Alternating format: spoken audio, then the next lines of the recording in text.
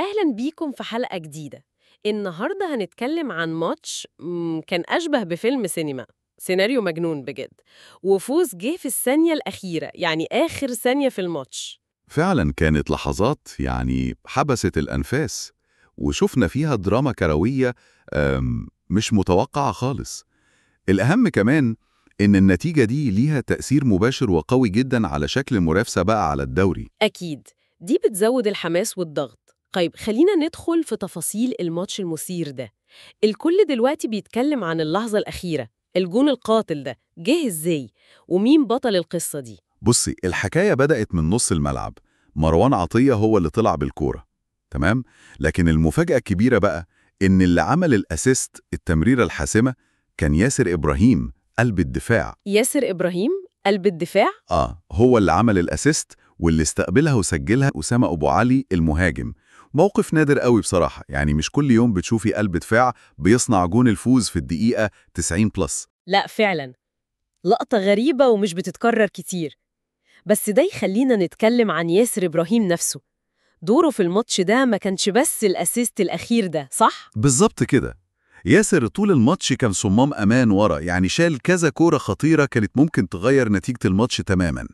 يمكن الأسيست ده زي ما ناس بتقول هو يعني تتويج لمجهوده الدفاعي الكبير قوي في الماتش ده. وممكن يكون رد اعتبار كمان. ممكن جدا، يمكن يكون رد اعتبار على أي أخطاء قبل كده، زي مثلا الجون العكسي بتاع سان داونز زمان ده. المرة دي دوره كان حاسم دفاعيا وهجوميا، يعني عمل الاتنين. سبحان الله، الكرة فعلا مليانة مفاجآت دايما. بس برضه ما كانش ده البطل الوحيد. كان في لقطة تانية تخطف العين كده، جون شكله عالمي. أكيد تقصدي الجون بتاع إمام عاشور. ياه، جون فعلا خرافي. يعني تفرجوا عليه مرة واتنين وتلاتة. الطريقة اللي استلم بيها الكورة برجله اليمين وحضرها لنفسه، وبعدين شاط بالشمال في زاوية يعني شبه مستحيلة. ووصف التسلسل كمان كان مميز. استلم من بن شرقي اللي كان واخدها من مروان عطية. بالظبط. التمريرة من بن شرقي كانت حلوة، بس استلام إمام وتسديدته دي حكاية تانية خالص. الجون ده بيقول لنا إيه عن إمام عاشور دلوقتي؟ يعني هل هي مجرد مهارة فردية وخلاص؟ لا، هو أكتر من مجرد مهارة بصراحة. الجون ده بيبين قد إيه اللاعب ده بقى ناضج وعنده ثقة في نفسه وفي إمكانياته عالية جدا. في ناس بتسمي المهارة دي دلع كروي وكده. سمعت التعبير ده. بس هو دلع محسوب وفي وقته. ده لاعب فعلا بيعرف يعمل الفرق بحلول فردية، اللي هو مش متوقعة أبدا. جميل.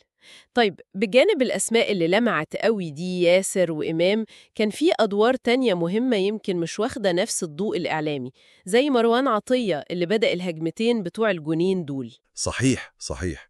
أداء مروان عطية فيه تطور واضح جدا الفترة الأخيرة. ما بقاش بس اللاعب اللي بيقطع الكورة ويديها للي جنبه أو لورا، لا، بقى عنده رؤية أحسن في إنه يطلع بالكورة لقدام، يبدأ الهجمة بشكل طولي ومؤثر. وده فرق كتير في شكل الفريق هجوميا. بس زي أي ماتش، أكيد مش كل حاجة كانت وردي. كان في ملاحظات على الأداء الهجومي من الأطراف تحديداً. سمعنا كلام كتير عن ضعف العرضيات، بالذات من ناحية محمد هاني. مظبوط. دي نقطة كانت واضحة في الماتش، وفي ناس كتير اتكلمت عنها وتساءلت عن مدى مناسبة هاني للمركز ده، خصوصاً إن سلاح العرضيات ده مهم قوي لأي ظهير دلوقتي.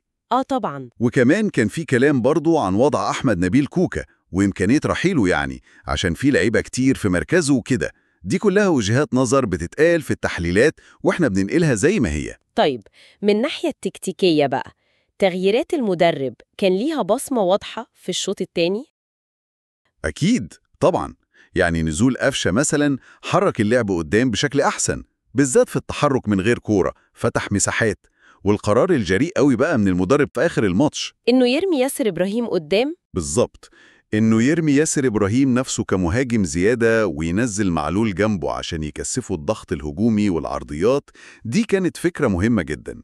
حتى لو الجون الأخير ما جاش من عرضية مباشرة لمعلول، بس فكرة زيادة الكثافة الهجومية دي هي اللي جابت الفوز في الآخر. وفي النهاية فعلا فوز درامي، يعني درامي قوي، بيحافظ للفريق على فرق النقطتين المهمين دول، وبيخليه محتاج نقطة واحدة بس، تعادل يعني، في الماتش الجاي عشان يحسم الدوري رسميا.